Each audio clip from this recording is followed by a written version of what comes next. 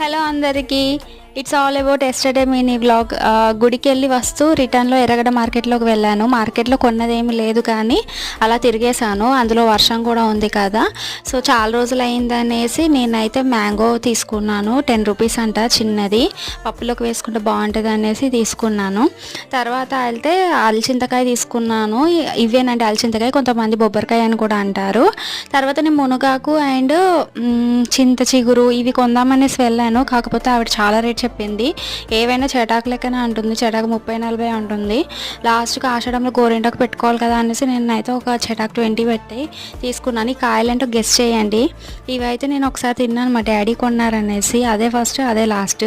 తర్వాత అయితే అల్బుకర్ కూడా తీసుకున్నాను, 1/2 kg. మొత్తానికి నేనైతే గోరింటాకు తీసుకున్నాను ఆషాఢం కోసం అని. కానీ ఆషాఢంలో మునగాకు తినాలంటారు, కానీ మునగాకు మాత్రం తీసుకోలేదు. మీరు తిన్నారా ఇంతకీ?